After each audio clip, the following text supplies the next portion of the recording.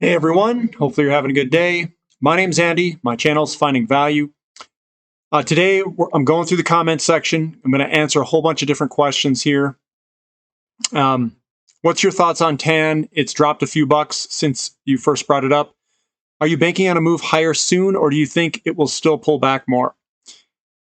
I'm not exactly sure on the timing completely, but it does look pretty good, and I've cost averaged in. I'm continuing to cost average in. I will tell you this. Solar is incredibly volatile. It's probably the most volatile sector I'm in. It is in the energy sector, and energy is typically the most volatile. Uranium's really volatile. Oil is very volatile, but solar, man, it is really volatile. And some of these stocks, they go up and down with 8 to 10% ease without even thinking. I mean, it's like it can be down 10% in one day, and then by the end of the day, it's up 1%, and you're like, wow, that thing moved quick. So it is very volatile. So if you are going to go in it, be ready to move around. TAN isn't as volatile, but I'm talking about some of the individual stocks themselves are pretty crazy. So I think it's good, but you might have to be patient. It may take a lot of patience here. Now it says, hey Andy, can you make a video or enlighten us on what makes these commodity prices go up or down? Is it just supply and demand? Stocks are usually priced based on earnings and future potential. So what I've gathered over time, and this is my opinion, it may not match other people's. This is something that I developed. It's not something I read in a book. Some of it is kind of from books, but I've kind of pieced this together, and this is just my financial opinion. So whatever you're going to listen to next is my opinion and my opinion only. Commodity prices, so any price of a stock, what moves it is money flows. The most important thing in the stock market, and not just in the markets, all markets, is interest rates. Interest rates move things. It directs money flows. And the earnings of a company actually does not move the stock. The market conditions and interest rates have a larger impact than earnings do. Because what it does is it sets the price to earnings ratio differently given different market conditions and where interest rates are. So the first thing, there's a couple of things that you have to look at. And I've talked a lot about this on the channel. So you've got the ratios. The ratios tell you where money has flown and where it has flowed to. If you have, for instance, a commodity to stock ratio, if stocks and that ratio are massively in favor of stocks, meaning that stocks are overvalued, it means the money is in stocks. Now, if the money is in stocks and our ratio is telling us that, then we should be able to look at the market conditions, and the market conditions should be favorable for stocks at that time. And it is favorable. We have very low interest rates. So when you have low interest rates and low inflation, the combination of those two things, low inflation rates, low inflation, low interest rates, low inflation. Hopefully I said that right. When you have that combination, all the money flows into stocks because they can't get any returns on bonds.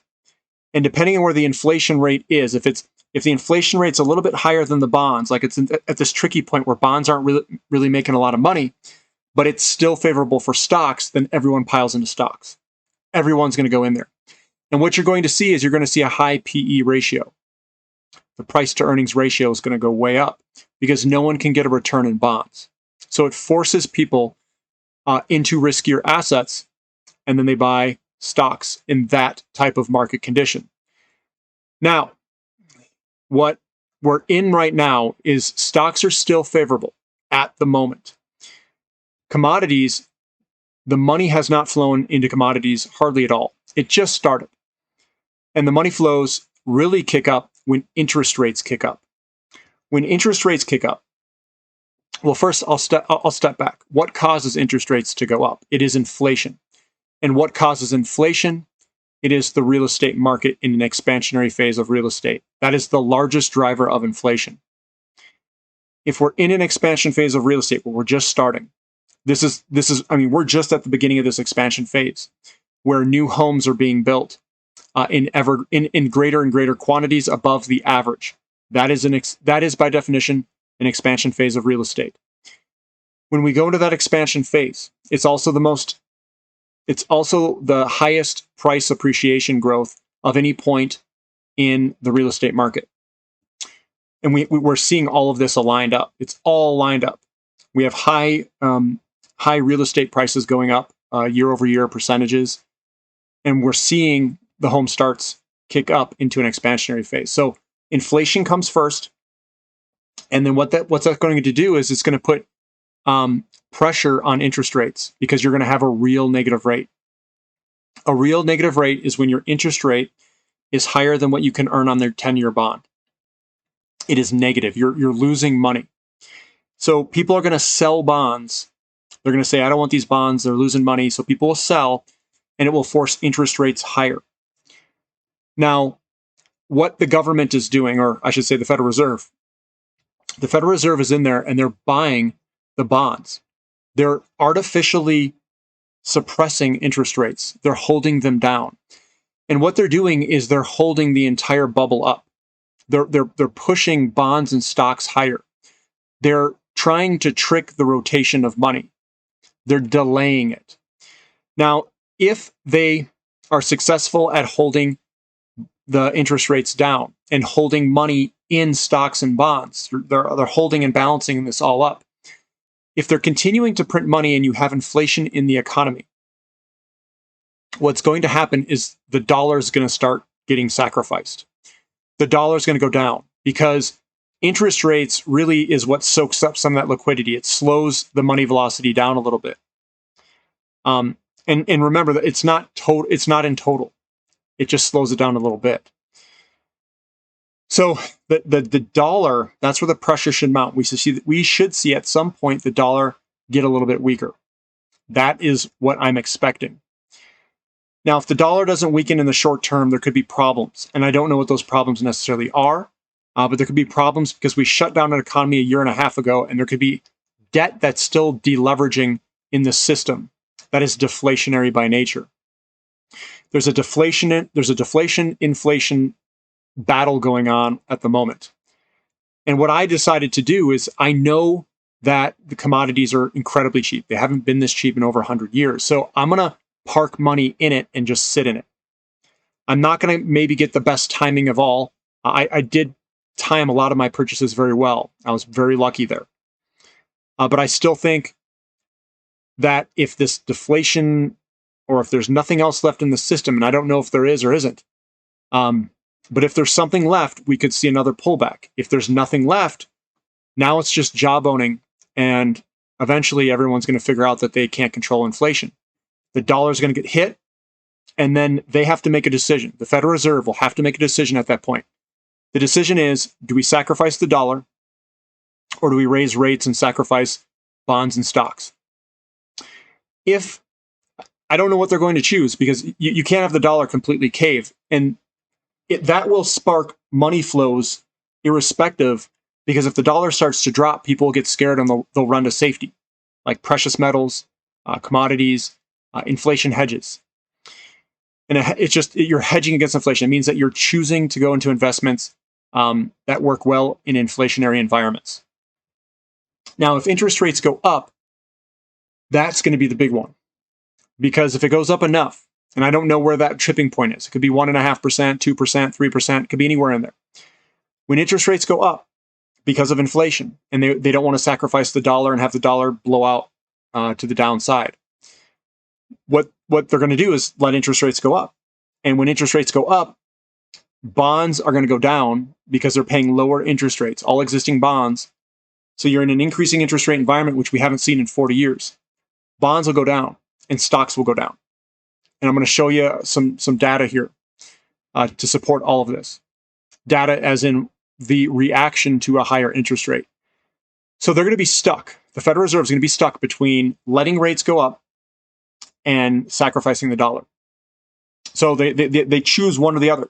You let rates go up, the whole market crashes. The stock market and bond market. And I don't know how that's necessarily going to impact real estate. Historically, interest rates have not had an impact on real estate. It's been a 100% supply and demand. They just become less affordable.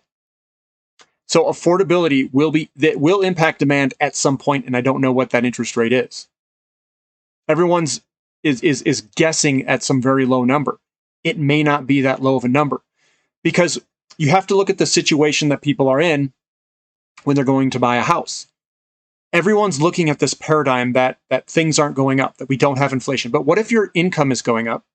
What if the cost of new homes is going up? All the input costs, the labor costs. So the price of new homes are flying higher. And then your rent's going way up. If your rent's going way up and you're going, well, I can't afford to pay $2,400 a month in rent, or $3,000 or $4,000 a month. I'd rather just buy a house, lock in my costs, and do that and take the hit. And a lot of people are going to do that, even at higher interest rates. They're going to take the hit of affordability. We are at very good affordability area. I mean, it's not the best all time, but all time was like 2012, 2011. That's the easiest time. One of the most affordable times to buy a house was 2011, 2012. So they're gonna have to go through these decisions and figure out what they want to do. What I did is I bought a house a while back and I locked in. I refinanced. I have very low rates. I chose the 30-year fixed, and I pay the minimum payment. And I'm hoping that inflation erodes that 30-year fixed rate, mortgage away with future dollars that are going to be worth a lot less money. And I'm putting my money into assets and then sticking around in those assets. Now, I did put together a presentation, a small presentation, and it deals with both of the questions that I've asked so far. So the first one is, it's called an S-curve. And there's a couple of things I want you to look at in this chart. Now, this is percent of US households, so this is basically your penetration rate, and this is your time. And all these in here are things that have been adopted over time. So like the automobile, pretty slow adoption if you look at this. The radio was pretty quick. And then you've got like the stove, you've got all these different things. But look on the left-hand side versus the right-hand side. There's a stark difference between these two that I want you to understand as an investor. The left-hand side, we didn't really have a good way to communicate with each other. Everything was very slow and hard to adopt because, one, like getting electricity, a house not having electricity to a house having electricity is expensive. There's a lot of barriers, and it's tough to completely rewire an entire house. It takes a lot of time. Now, if you go to the right-hand side, there's a lot of things that have been developed that we could easily implement into a house. Internet, cell phone, computer, VCR, like all these on the right-hand side. And their S-curves are very steep, and they get a high percent of penetration very quickly. What that means as an investor is that we can find something that is early in its S-curve, invest in it, and the adoption rate can be absolutely incredibly fast. And what I'm looking for are those adoption rates and new, not necessarily technologies, but new designs of things that get adopted very quickly. And that is a huge opportunity as an investor to have an S-curve, have an adoption rate and a steepness as a lot of these new adoption rates are. Now, I have one here. This is the annual additions of solar photovoltaic. We were coming from nothing in the mid-2000s, and now we are ramping up quite dramatically, and the base case is really, it goes vertical. We could add a lot more solar. And what I'm doing is I'm putting a little bit of money in solar. It doesn't mean that this is necessarily right, but the S-curve could be quite dramatic, and with governments trying to back and throw money at this stuff, I'm just going to have a little bit of money in there. But I think that's one area that I've been looking at that could have a dramatic S-curve. I also threw this in here, compound interest, who will earn more, just as an FYI. So we've got investor one versus investor two. So this is compounding. And one person starts at 25. They set aside $5,000 a year for 10 years in a row. No more investments after age 34. No more after 34. Starts at age 35 for investor two, invests $5,000 each year for 30 years in a row until reaching age 65. And what you see here is the area under the curve here is what she invested. It was just in the beginning. She let it ride, and compounding brought her all the way up to $787,000. Investor two, who waited 10 years later and invested a whole bunch more money, $50,000 in investor one, $150,000 in investor two.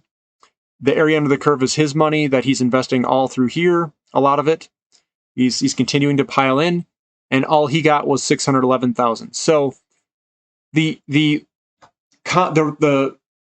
not just the rate of compound. This one assumes an 8% interest rate compounded annually.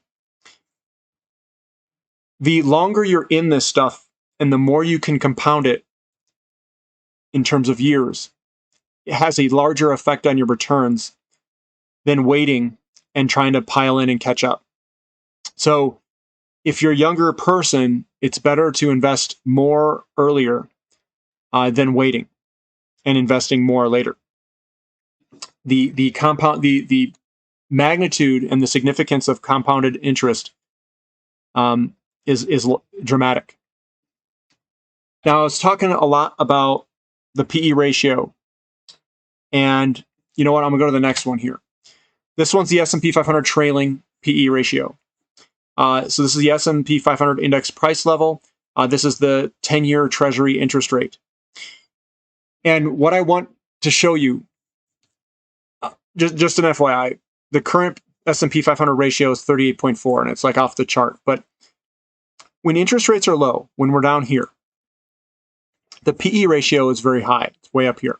It's where the star is. When interest rates go back up, if you notice at the data, the big point here is at 6% interest rate. That's when things really start to get hit. But you can see that the line continually goes down as interest rates go up, which means that we get a contraction in the PE ratio. When interest rates go down, we get an expansion of the PE ratio when it comes down here. What I'm proposing is that if we go into an inflationary environment, which I think we're in, and interest rates start to go up, you're going to see the PE ratio contract in the S&P 500 and all these growth stocks. That manifests itself in either a move lower or a move sideways for a very long time, or lower to sideways, because the PE ratio is going to contract. So they can earn more money, but they're still going to go down because people are less willing to pay a high PE premium on it, a price to earnings ratio. So this is the data that backs this, is that if this scatter plot here basically goes down with interest rates going up, and that money is going to flow somewhere else. It's going to flow to commodities and other areas. And this is exactly what we've seen in history. This is the commodity to equities ratio that I'm showing you. This is the Nifty 50 stock bubble in 72. Commodities start to outperform, and they outperformed all the way up. This move here is massive in terms of returns. In terms of returns of commodities to equities, it is a massive, massive shift.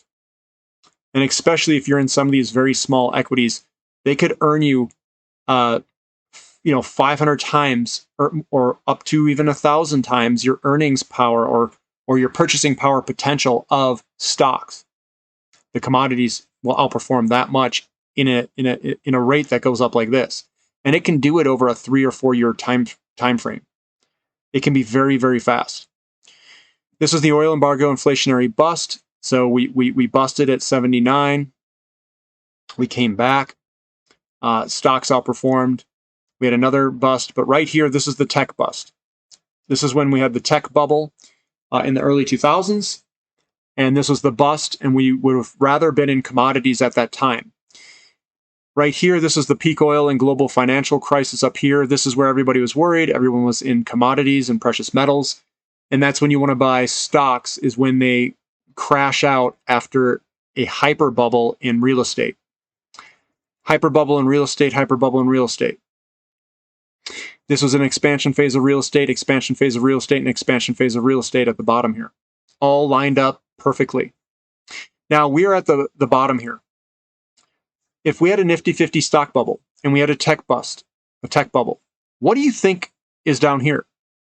We have a stock bubble. It's clear as day in this ratio chart. Now, it's been down for a little bit.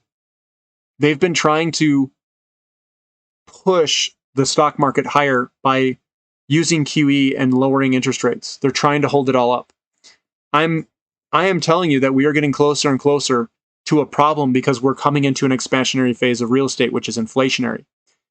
They have to choose between dollar weakness or higher interest rates. Higher interest rates is going to rotate this ratio where commodities will outperform stocks at some point based off of interest rates. And now, if they hold interest rates lower, they're going to sacrifice the dollar because you're going to have inflation, and inflation is going to go with nothing slowing it down.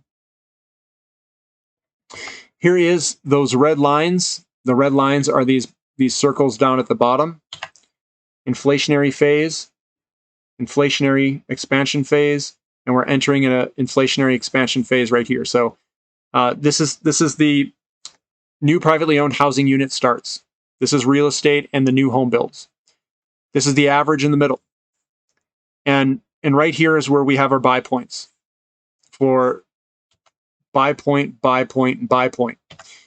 And we're going into an expansionary phase here. This is expansion. We had a little expansion here, which is this guy here. And then we had an expansion here, which ended here. This was the expansion phase right there from 2000 to 2008, from about 2000 to 2008. That's your expansion phase. And we're coming up on a large expansion phase. But look at this underbuilt scenario where this yellow is. We've never been this underbuilt. Look in history, we've never had area under the curve like this. And this is going to manifest itself in a larger expansion phase. We have the demographics to support it with the millennials, especially the next 4 or 5 years. Here is the money supply growth versus inflation. The red lines are those buy points. And what we are seeing is we see an increased higher level of M2 money supply on average. And then you see the inflation rates that are delayed behind it in the red. So M2 money supply and a delay of inflation behind it. Same thing happened in 2000. We had an increase. If you look at before, this average down here is lower than the average over here. So we had higher average inflation rates up here. And remember, these are CPI inflation. Like this is the adjusted lower inflation rate. And this is 10%, 10%, 10%. This is 10% up here. And they were suppressing these valuations down here. This is all suppressed after 96. They changed the way they calculate the consumer price index. And then we've printed a bunch of money over here on the right-hand side. This is a buy signal for commodities, a sell signal for stocks coming up. And this is what we have coming in front of us. We see the inflation rate starting to kick up. And if you notice, there's no deflation in here. We've had a little bit of deflation in 08, 09. We haven't had a single year outside of that. There's been zero deflation all the way back to 1955. Zero deflation. So you guys who are worried about deflation, we've had it for 1 or 2 years since 1955. Now we've had lower rates of inflation, and especially since they adjusted it lower through the CPI. They hedonically adjusted and did substitutions, but inflation's there. It is there. We have inflation. We do not have deflation. So I wanted to show you guys some of this, and hopefully it's helping you guys figure out how the markets are kind of working. More or less, ratios tell us where money has flowed and where it is flowing. That's what the ratios tell us. If you chart and you're in an uptrend, money is flowing into the numerator on the uptrend, not in the denominator.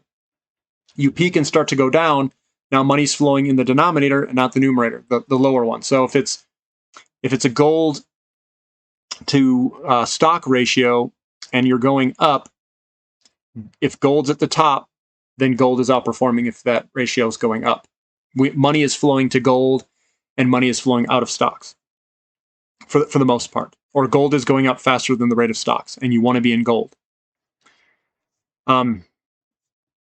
Hopefully that answered some of your guys' questions.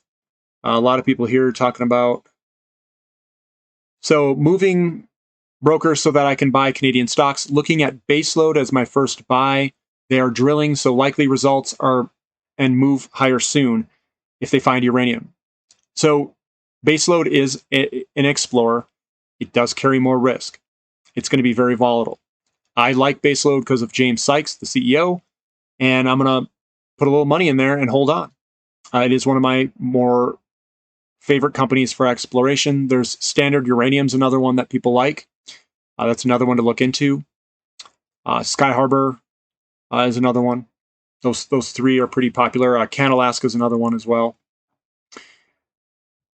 BHP was smashed this week. They do have good dividends. It does look like they're starting to slow down a little bit. Hopefully some buyers can step in there. Maybe it'd be good to go over the hypothetical portfolio. For some reason, I can't get into my hypothetical portfolio right now. I forgot the password. So I used to have these passwords that were all saved. I had to delete all of my cookies out, and now it's like I can't get back in. But I'll try to get back in. I think I know what the account name is. I got in once, and it just kept my account open because of the password was in there. And now I'm struggling to get back in, but I'll try to get in. It's on Yahoo portfolio. It says, Andy, I believe we're starting to see a final bottom here. The 5-day RSI on a lot of uranium miners is beginning to pull up after hitting oversold. I also noticed a lot of similarities in energy commodities, namely oil. The run might take some more months to show itself in hindsight, but I myself have picked up several thousand shares today in my favorite uranium stocks. I agree. I think we're getting close, but I don't know how. Usually what I like to see is a pattern, like a consolidation pattern, like a descending wedge, which Canalaska has. I like to see some sort of pattern, and then we're breaking a downtrend or a pattern or something. I think we have a short-term bottom potentially. If we move back up, I don't know if it's just going to roll back over though. That's what I don't know. But we know that the uranium to gold ratio is incredibly cheap. We know uranium is dirt cheap, and that's when you want to buy it. You buy it when it's cheap, and then you just hold on. This thing's going to be volatile. It's a bull. It's going to try to buck us off. Another thing to keep in mind is that consolidation periods sometimes last longer than the up moves. So you're going to have to be brazen hard, very tough to hold through all these consolidation periods because sometimes they take longer than the up moves. The up moves can be violent and very short. And when this thing goes, it's going to go. It's going to be, you could see fireworks happen very quickly. And that's why I don't want to be out of it. I want to be in it. I know that the valuations are good. I know the money's not there yet. And I know the momentum guys, they're all going to come in late. And the retail is going to chase price. They're going to chase returns. And the money's going to flow right into the sector. This sector is not very big. And we could see incredible moves, 20%, 20%, 20%. It's like day after day. And these things just chug higher for uranium. Now, the more volatile a sector is, the more than likely that's going to be the one that returns the most. So if you want to be in these highly leveraged things in terms of leveraged to the price of gold, you're going to have to be in the volatile stuff. And if you can't weather through this volatility, you shouldn't be there. The highest volatility sectors, in my opinion, and looking at history where you've seen very large returns, is precious. Some of these precious metals companies can be quite volatile, but the big boys are usually in energy. Uranium's very big, oil's very big, and natural gas. And then I think if you look at solar looks incredibly big. So I'm putting money across all those in the energy sector. I have money in the precious metals sector, and I've got some royalty companies all over the place in all the sectors that I can get. Uranium, copper, and nickel. I got that one. I've got precious metals. It's spread, and I'm waiting. I'm just waiting in it, and we'll see what happens. The ratios are all very good, which means money's not there. And when the money starts to flow in, I think it's going to start with interest rates going up. Now, if we don't get that interest rate going up, it's going to start with the dollar going down then. It's or both of those. Dollar goes down and interest rates are going to have to go up. Depends. I don't know how the dynamics are going to play between interest rates, the dollar, and money flows. And when the money starts to flow out of stocks and bonds, we may get a dip in commodities first, and then it starts to rocket.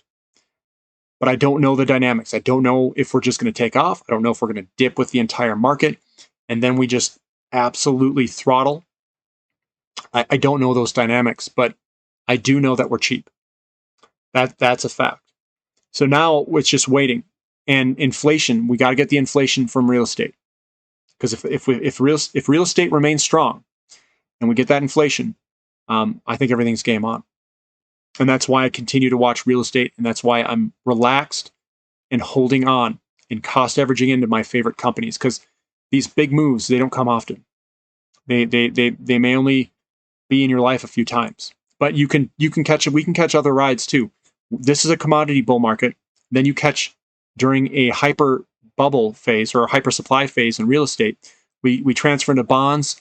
We ride, there's going to be a deflationary crash because real estate will crash at some point. It may not even be a big crash. And then we're going to rotate into stocks in that recovery phase. And then we're going to kill it. We're going to kill it every way. We're just a little early here. Not super early because 2016 is really early. 17's early, 18's early, 19's early. 2020, I'd say, is about a bottom for some of these, especially oil. Oil was some incredible opportunities there to enter. Uranium is a little bit lagged, it seems like, and there's some incredible opportunities in uranium. It's going to be some big moves out of these companies. It's going to take some time though.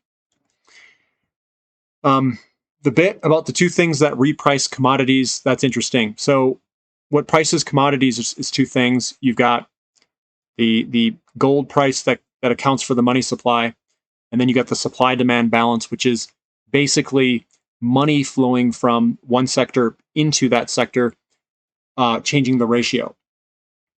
And what happens is people prefer to buy commodities when you can't get a return in bonds or stocks.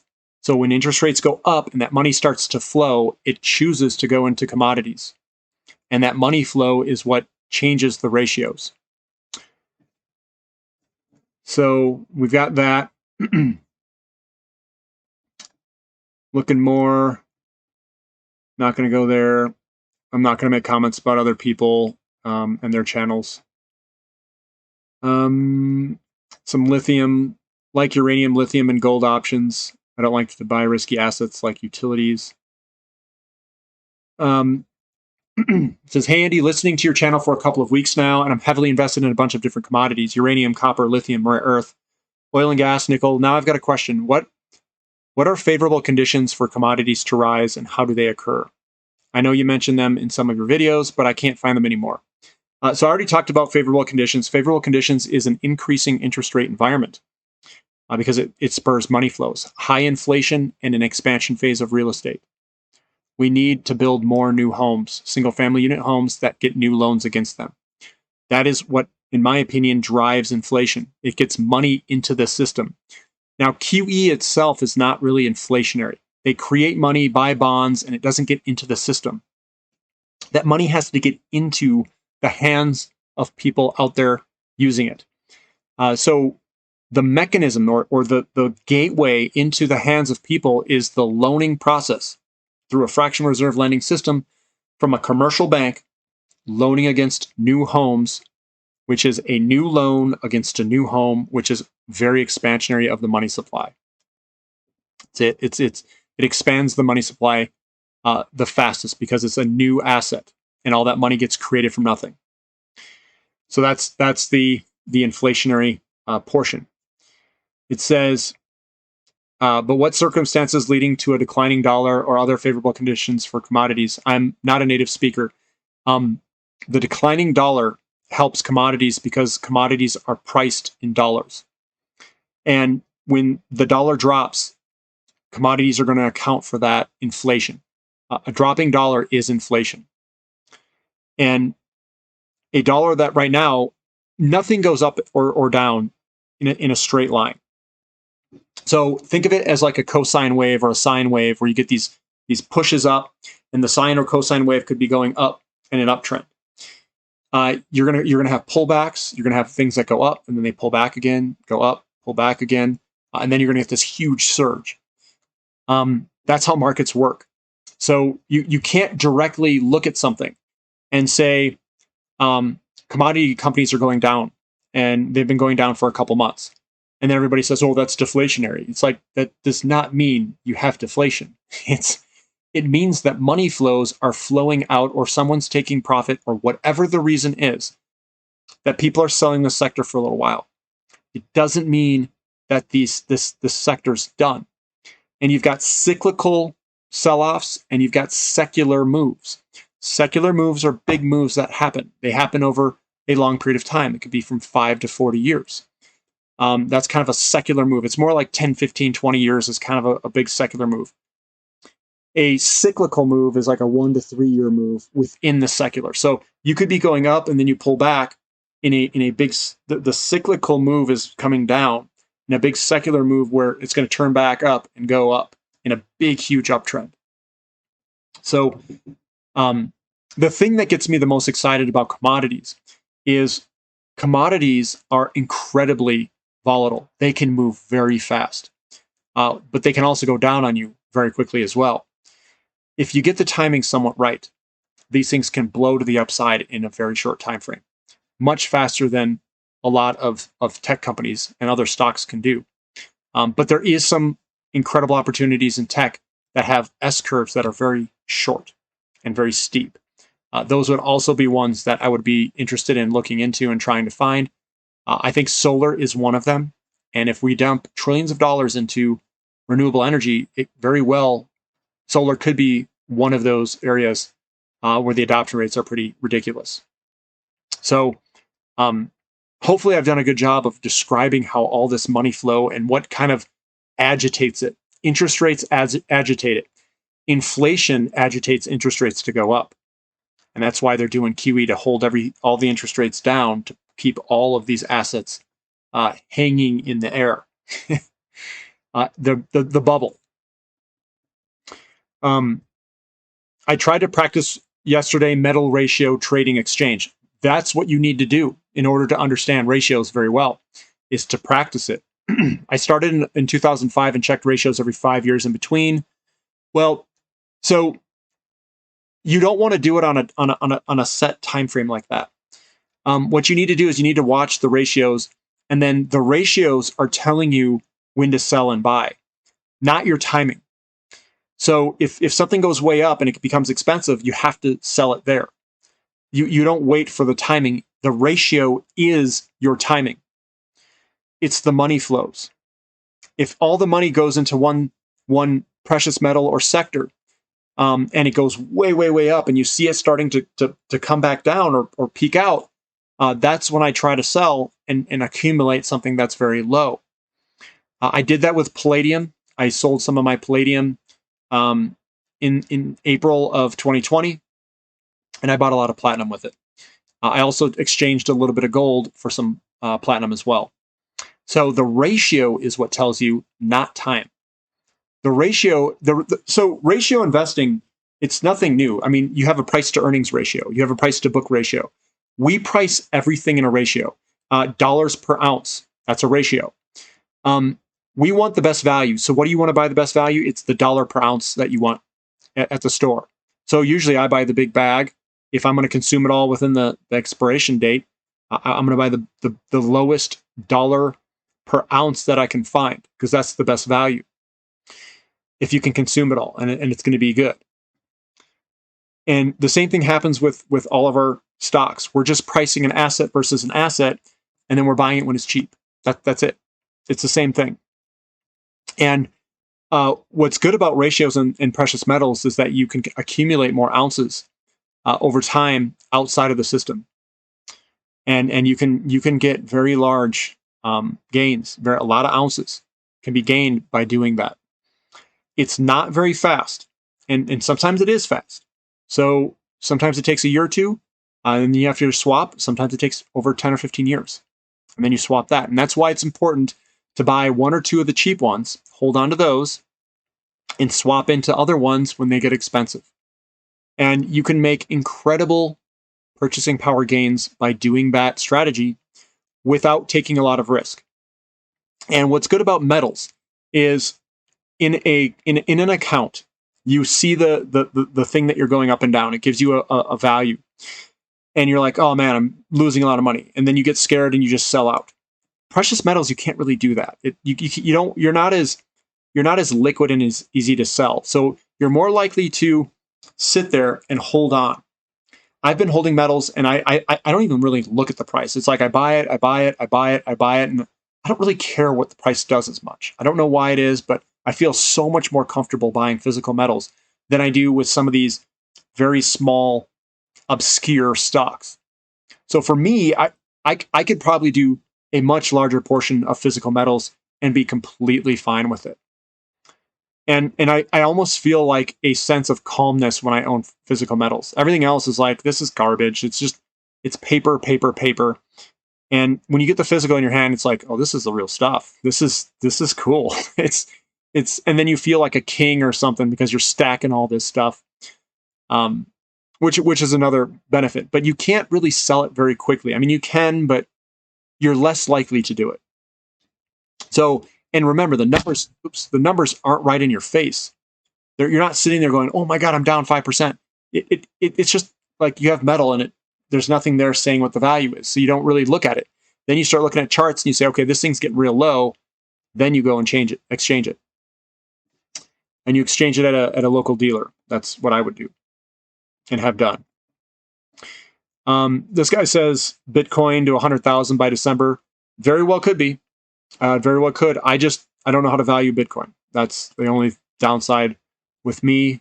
He says need more platinum. I do like platinum quite a bit.